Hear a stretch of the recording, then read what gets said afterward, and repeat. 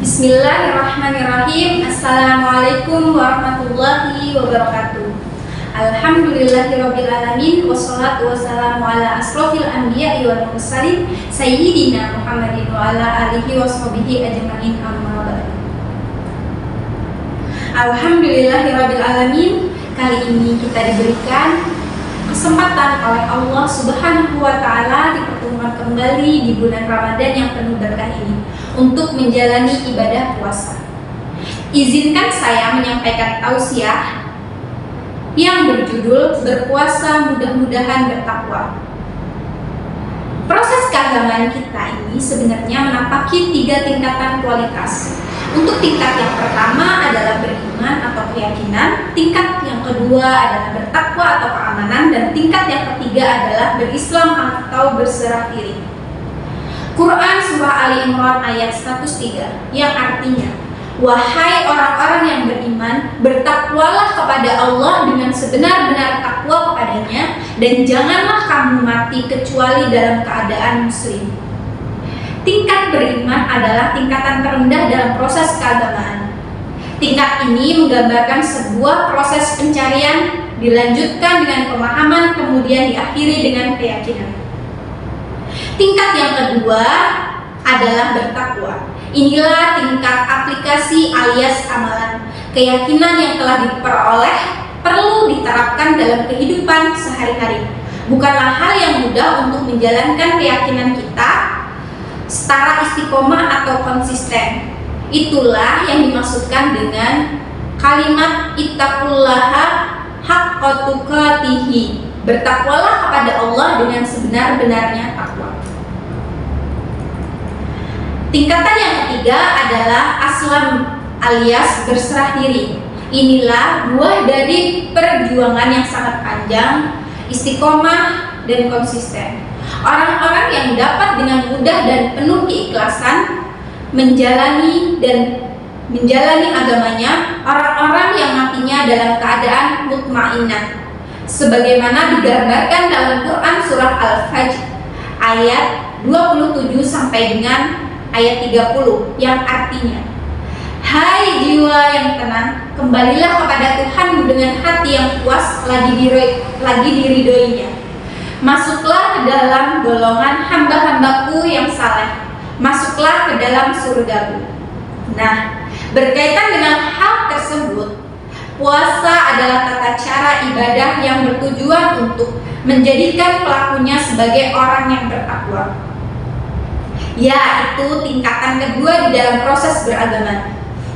Hal itu disebutkan Allah di dalam firman-Nya berikut. Quran Surah Al-Baqarah ayat 183 yang artinya, hai orang-orang yang beriman, diwajibkan atas kamu berpuasa sebagaimana diwajibkan atas orang-orang sebelum kamu agar kamu bertakwa. Ayat di atas dengan sangat jelas menggambarkan kepada kita bahwa puasa adalah suatu proses untuk meningkatkan kualitas iman menjadi takwa. Karena itu, yang dipanggil untuk memenuhi kewajiban puasa adalah orang-orang yang beriman. Ada pengertian yang tersirat dalam ayat tersebut. Yang pertama, kewajiban puasa ini ternyata hanya diperuntukkan oleh orang-orang yang beriman.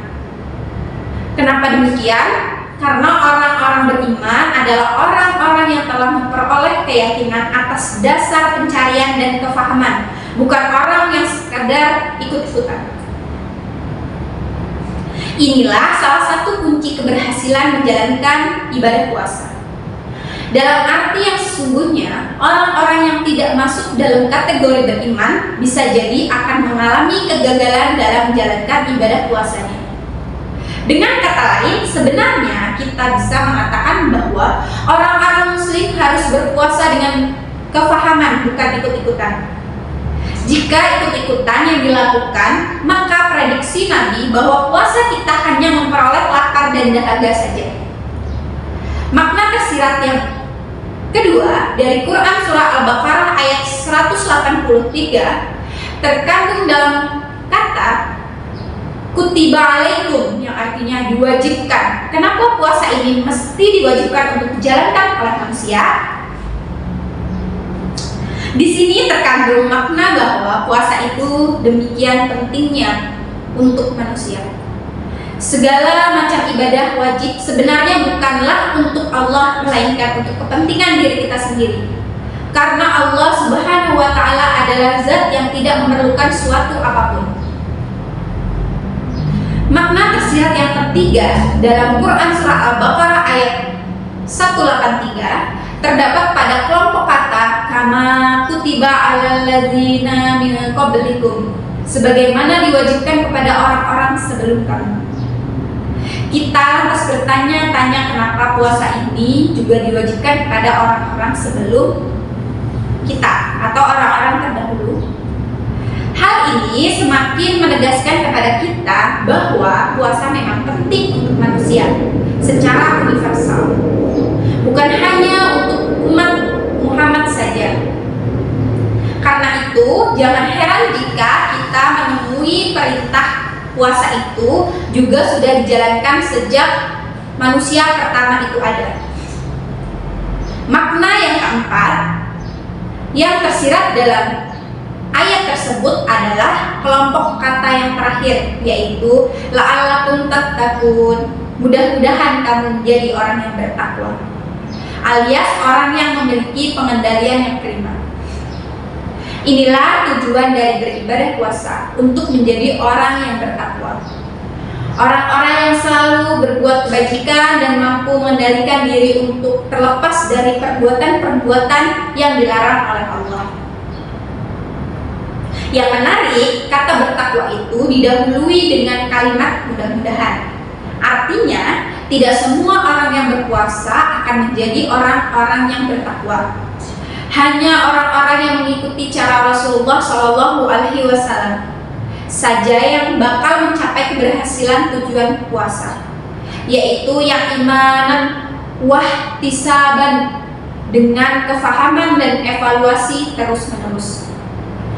Orang yang demikian akan menjadi orang yang bertakwa, atau dalam terminologi hadis tersebut dikatakan sebagai orang yang diampuni dosa-dosa masa lalunya dan dosa masa depannya.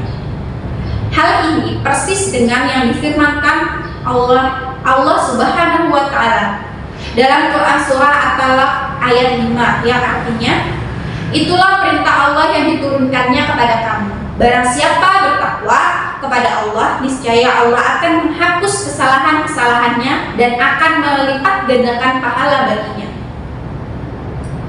Allah akan menghapus dosa-dosanya, termasuk dosa masa depannya, karena ia adalah orang yang mengontrol perbuatannya di hari-hari selanjutnya.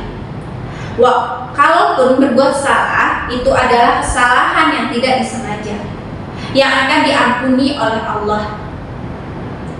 Allah Al-Ghafurur Rahim. Semoga kita menjadi salah satu hamba Allah yang bertakwa. Terima kasih atas perhatiannya. Semoga apa yang saya sampaikan ini bermanfaat. Salah hilaf mohon maaf. Wabillahi taufiq wal hidayah. Wassalamualaikum warahmatullahi wabarakatuh.